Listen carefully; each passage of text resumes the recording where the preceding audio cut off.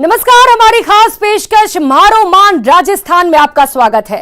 आन बान शान, यही है राजस्थान की पहचान। अपनी आन बान पर नाज करना और मर मिटना शान रही है राजस्थान की। ढेरों खूबी की पगड़ियां पहने, हजारों ख्वाहिशों की चुनरी ओढ़े, ये राजस्थान अपने अतीत में राजतंत्र की यादें समेटे हुए है। आज हम बात करेंगे कैसे बना राजस्थान, बताएंगे राजस्थान के बनने की पूरी गौरव गाथा।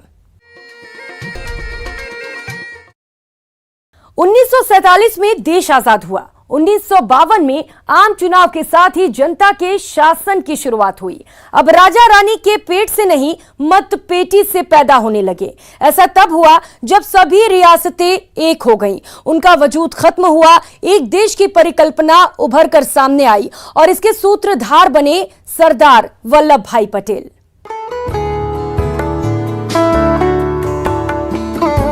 लौह पुरुष सरदार पटेल की कोशिशें कामयाब हुई और देश की 562 रियासतें दुनिया की सबसे बड़ी लोकतांत्रिक व्यवस्था में घुल मिल गई। तिरंगे झंडे के आगे राजतंत्र के झंडे तो झुके, लेकिन कई जगह रियासती ठसक फिर भी बरकरार थे। लेकिन ये सब हुआ आजादी की एक लंबी लड़ाई के बाद। शौर्य और साहस की सरजमी राजपुताना में एक दो नहीं बल्कि सैकड़ों आंदोलन चले।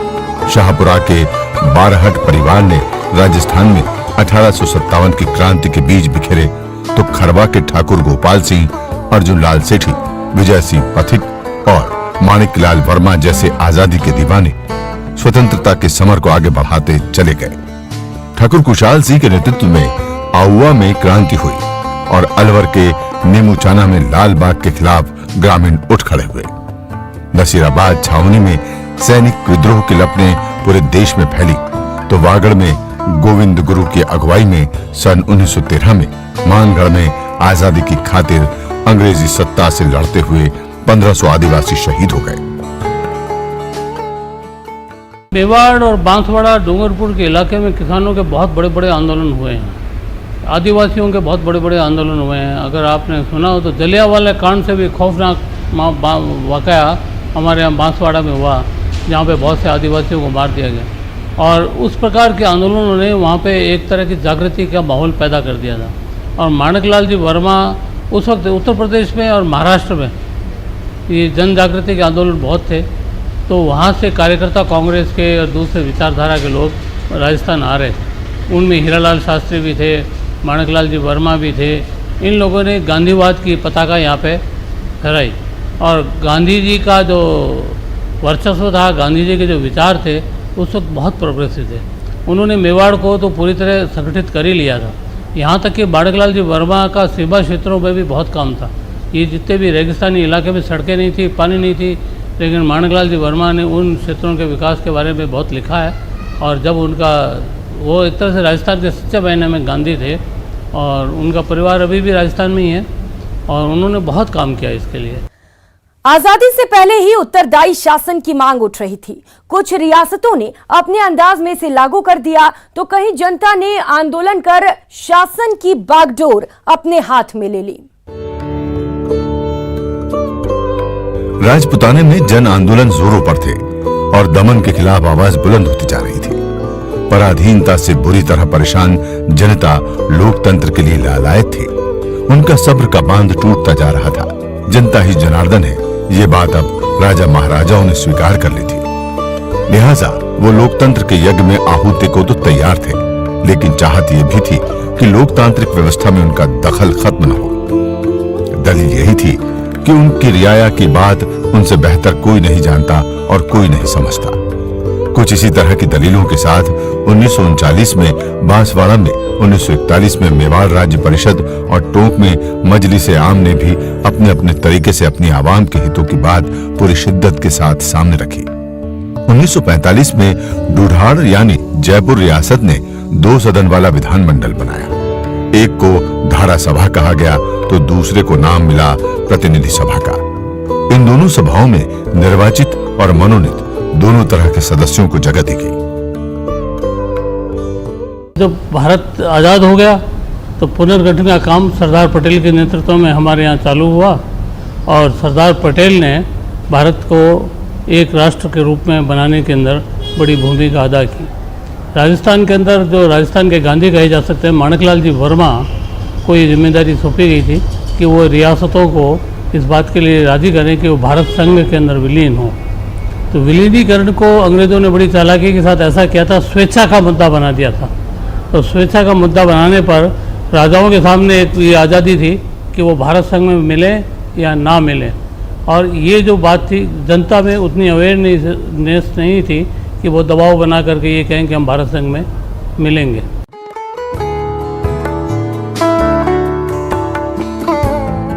इससे पहले 1941 में मारवाड़ यानी जोधपुर रियासत में बनी प्रतिनिधि सभा में जो अधिकार मिले वो न के बराबर थे। उसके बाद 1944 में व्यवस्थापिका सभा की घोषणा की गई, लेकिन जनता ने इसे स्वीकार करने से दो टूक इनकार कर दिया। उधर भरतपुर में भी 1943 में ब्रिज प्रतिनिधि सभा और झालावाड़ में विधान निर्मात्री परिषद का गठन किया गया। यानी हर तरफ बदलाव करवट ले रहा था और जनता के राज की दस्तक सुनाई पड़ने लगी थी। आजादी करीब थी और रियासतकालीन राजपुताना अब राजतंत्र से लोकतंत्र की ओर बढ़ता दिखाई पड़ रहा था। राजा लोग जानते थे कि दुनिया में बदलाव आ रहा है। द्वितीय विश्व युद्ध के बाद जनमत के आधार पर सरकारें चल रही थी। राजाओं ने अपने देशभक्ति प्रदर्शित करते हुए अपने राज्यों का विलय स्वेच्छा से कर दिया। 9 अगस्त 1942 का क्विट मूवमेंट था कि जिसी ने जो है मेवाड़ में, मारवाड़ में, हाड़ौती में, अलवर में, भरतपुर में जो है यहाँ के कई लोग जो है इसमें भाग लेने के लिए गए थे। कई लोग भाग लेने के लिए गए थे और वहाँ के बाद जब उन्होंने क्विट इंडिया मूवमेंट में भाग लिया तो ये वर्मा जी और ये सभी लोग जो है आप देखेंगे इन सबको अरेस्ट किया गया था। और ये सब उस मूवमेंट की वजह से काफ़ी एक्टिवली जो है इन्होंने यहाँ पर, क्योंकि जुल्म तो सभी जगह होते थे, जोधपुर में भी थे, उदयपुर में भी थे, मारवाड़ में सब जगह थे। ऐसी कोई जगह नहीं थी कि जहाँ पर जुल्म नहीं होते हों। जागीरदारों को इनका अलग अलग तरह के अत्याचार होते थे कि जिसको वर्णन किया जाना मतलब है कि शायद ऐसे शब्दों का प्रयोग किया जाता था कि आप सुन नहीं सकते। रुकते हैं एक छोटी सी ब्रेक के लिए, जल्द हाजिर होते हैं। 1857 की क्रांति अपने अलग अलग अंदाज में आगे बढ़ रही थी। आजादी के दीवानों ने जिस तरीके से बलिदान दिया, ब्रिटिश शासन की चूल्हे हिल गईं, लेकिन देश में सब कुछ सामान्य नहीं था। राजपुताना का इलाका अरावली के पश्चिम में बसा था। एक ओर मध्य भारत के नाम से उस वक्त मशहूर मध्य प्रदेश की सीमा सटी थी, तो दूसरी ओर उस वक्त का पंजाब यानी हरियाणा और उत्तर प्रदेश। पश्चिम में राजपुताना की सीमा सटी थी सिंध प्रांत से, जो अब पाकिस्तान का हिस्सा है। मौजूदा पाकिस्तान के सिंध से भौगोलिक नजदीकियां तब भी हकीकत थी और हकीकत है। ये वो दौर था जब सिंध और पंजाब के इलाके से कारोबार के रिश्ते ज्यादा मजबूत हुआ करते थे। ब्रिटिश काल में इस इलाके को नाम दिया गया था राजपुताना एजेंसी। इस राजपुताना एजेंसी में कुल 18 रियासतें शामिल थी और साथ ही 2 ठिकाने यानी चीफशिप और ब्रिटिश सत्ता के सीधे अधीन डिस्ट्रिक्ट अजमेर मेरवाड़ा भी इसी राजपुताना एजेंसी का हिस्सा थे। अलग अलग हिस्सों में बिखरी इन रियासतों को एक करना ही अब सबसे बड़ा मकसद था। रियासतों के विलीनीकरण के साथ की जरूरी था उनका सीमांकन। विलीनीकरण के साथ ही लोगों और रिश्तों को सरहदों में बांटना एक बड़ी चुनौती थी और इसी को सुलझाना पटेल के लिए सबसे बड़ा काम था। बंटवारे का प्लान तय करने वाले लॉर्ड माउंटबेटन ने उस वक्त दलील दी थी कि कोई खून खराबा नहीं होगा, लेकिन ऐसा नहीं हो पाया। फिर भी जोधपुर रियासत ने बंटवारे में उजड़े लोगों को राहत पहुंचाने में कोई कसर नहीं छोड़ी। ऐसे हालातों में देश को एक धागे में पिरोने का काम किसी के पास था तो वे लौह पुरुष वल्लभ भाई पटेल। उनकी रणनीति को आगे बढ़ाने का काम कर रहे थे उनके सहयोगी ब्यूरोक्रेट वीपी मेनन।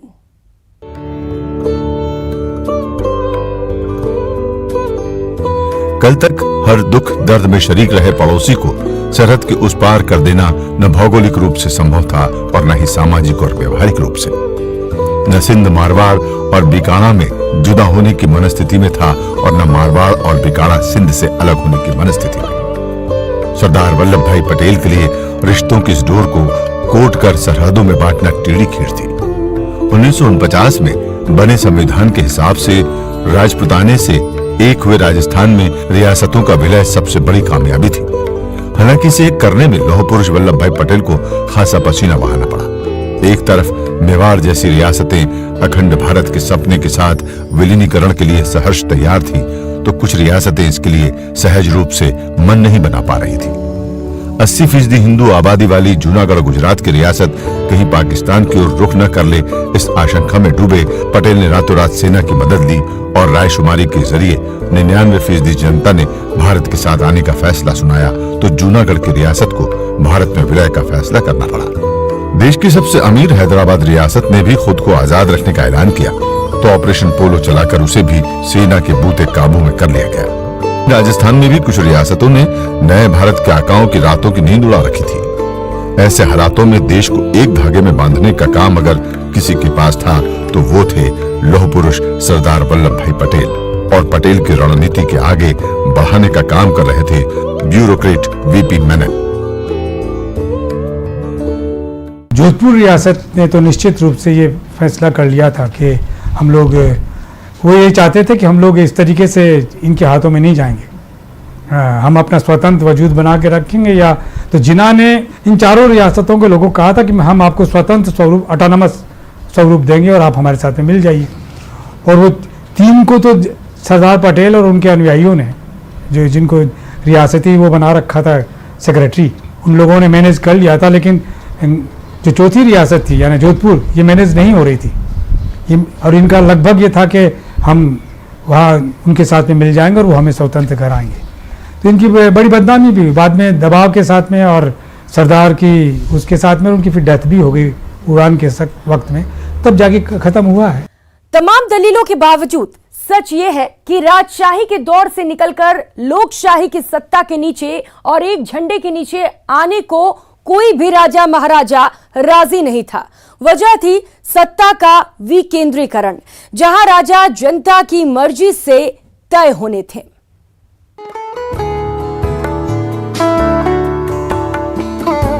अब पूरा देश एक था, लेकिन कुछ रियासतें खुद का वजूद खत्म होता देख बेचैन थी।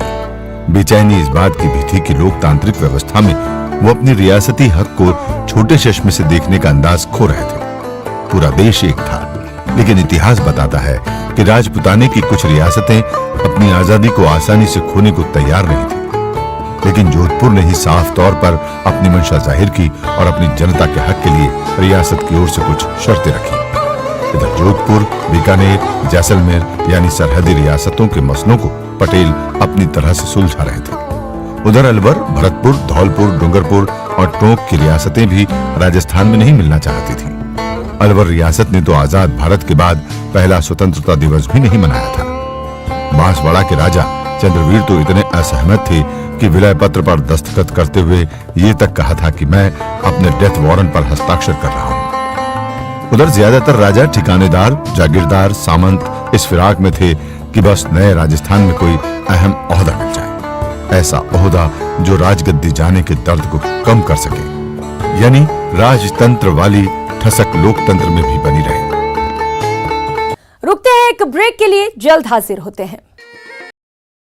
अब राजपुताने का अस्तित्व खत्म हो रहा था। देश के नक्शे पर एक प्रदेश उभर रहा था। राजस्थान अलग अलग रियासतों को एक करना और सामंतों को अपना शासन छोड़कर जनता को शासन की कुंजी देना आसान नहीं था।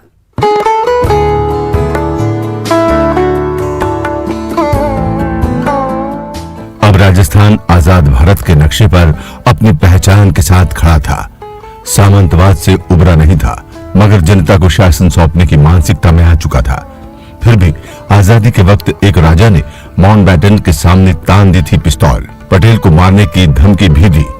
जिन्ना ने इस रियासत को अपने में मिलाने के लिए सामने रख दिया था कोरा कागज, और इसी रियासत के राजा ने आजादी के बाद कांग्रेस को दी थी कड़ी टक्कर। एक मायने में 20% औपचारिक साक्षरता वाले समाज और सैकड़ों साल के विदेशी शासन और दमन के बाद आजाद भारत के सामने सबसे चुनौती ये थी और पूरी दुनिया की निगाह थी। तारीख थी 17-18 मार्च और सन था 1948। भरतपुर, अलवर, धौलपुर और करौली की 4 रियायतों और अलवर रियासत के नीम राणा ठिकाने ने साथ आकर एक प्रदेश बना लिया। इस प्रदेश का नाम रखा गया मत्स्य प्रदेश। मत्स्य प्रदेश इसलिए क्योंकि वैदिक काल में इसी इलाके में मत्स्य राज हुआ करता था, जो 16 महाजनपदों को मिलाकर बना था। और इन जनपदों में शामिल थे जयपुर स्टेट, हिंडौन और अलवर समेत भरतपुर के कुछ इलाके। विराटनगर यानी आज का बैराज उस जमाने में मत्स्य राज्य की राजधानी था। कई दलों से जुड़े राजनेता और गुजराती के जाने माने साहित्यकार, शिक्षाविद और हंस के संपादक रहे के.एम. मुंशी की सिफारिश पर ही 17-18 मार्च 1948 को बने इस नए प्रदेश को मत्स्य प्रदेश का नाम दिया गया और अलवर में इसकी राजधानी बनाई गई थी। जाहिर है इस दौर में तत्कालीन साहित्यकार और शिक्षाविदों को पूरा अधिकार के साथ शासन व्यवस्था को इतिहास, परंपरा और संस्कृति के आईने में देखने और सार्वजनिक, राजनीतिक, सामाजिक जीवन में दखल का पूरा अधिकार था।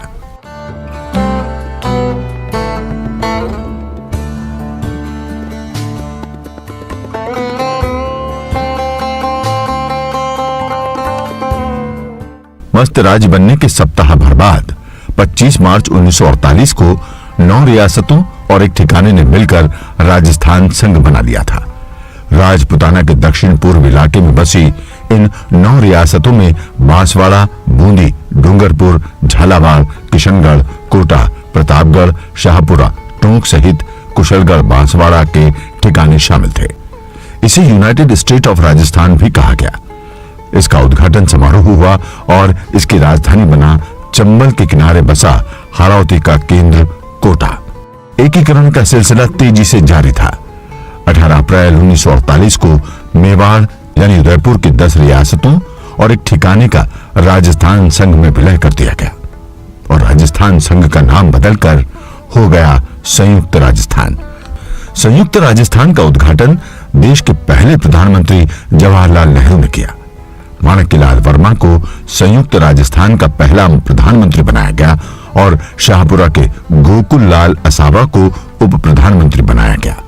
माणिक्यलाल मेवाड़ के बड़े जन नेता थे तो गोकुल लाल असावा शाहपुरा रियासत के बड़े जन नेताओं में शुमार थे।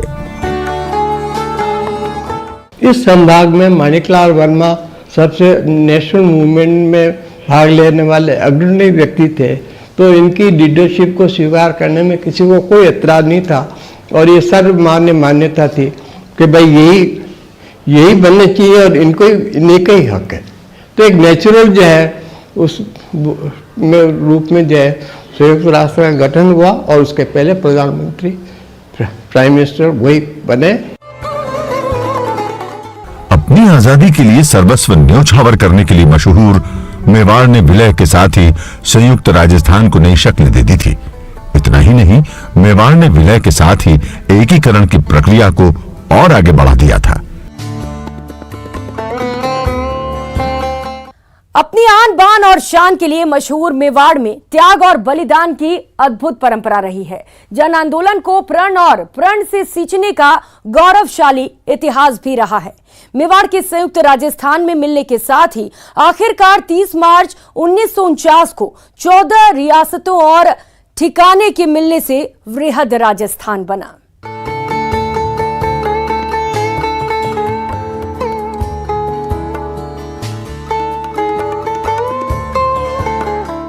जयपुर, जोधपुर, जैसलमेर और बीकानेर को साथ मिलाकर बने इस वृहद राजस्थान की राजधानी बना जयपुर और महाराज प्रमुख बने उदयपुर के महाराणा भूपाल सिंह। जयपुर के महाराजा मानसिंह द्वितीय को राज प्रमुख बनाया गया और उपराज प्रमुख को ओहदा मिला कोटे के महारावल भीम सिंह को। हीरालाल शास्त्री को प्रधानमंत्री बनाया गया। वृहद राजस्थान के उद्घाटन के मौके पर रियासतों के एकीकरण में अहम भूमिका अदा करने वाले लौह पुरुष वल्लभ भाई पटेल खास तौर पर खुद मौजूद रहे। नेहरू जी जब सम्मेलन में उदयपुर आए तो मेवाड़ के महाराणा ने एक इच्छा जाहिर करी, महाराणा भोपाल सिंह जी ने, कि भाई मैं माणिकलाल जी से कहा भाई मैं मेरे को नेहरू जी से मिलना है, आप मेरी व्यवस्था करो। तो फिर नेहरू जी से पूछा, कहा हाँ मैं जरूर मिलूँगा उनसे, क्यों नहीं मिलूँगा मैं। तो दोनों के जो है जो मीटिंग प्लेस जो है उदयपुर से 40 किलोमीटर दूर जयसमन लेक है, जो कि एशिया की सबसे बड़ी नेचुरल लेक है, जिसका 90 स्क्वायर किलोमीटर का दायरा है वो। तो वहाँ पर जो है उसकी पाल पे महाराणा साहब और जवाहरलाल जी नेहरू का जो है उनकी मीटिंग आयोजित की गई।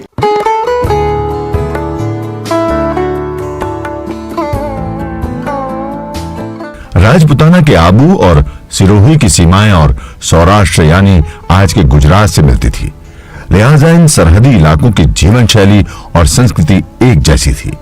यही वजह रही कि आबू और सिरोही को राजस्थान में मिलाने को लेकर लंबी राजनीति चली। सरदार पटेल आबू और सिरोही की इन रियासतों को गुजरात में मिलाना चाहते थे, लेकिन वहां की जनता को राजस्थान से अलग होना मंजूर नहीं था। सिरोही के नेता गोकुल भाई भट्ट के लिए यह स्थिति धर्म संकट वाली थी, क्योंकि एक तरफ राजस्थान की राजनीति और सर्वोदयी आंदोलनों में उनकी अहम भूमिका थी, तो दूसरी तरफ सरदार वल्लभ भाई पटेल सरीखे केंद्रीय नेता की इच्छा के खिलाफ जाकर उनकी नाराजगी साफ नजर आ रही थी। लेकिन मामला जन भावनाओं का था, लिहाजा जनता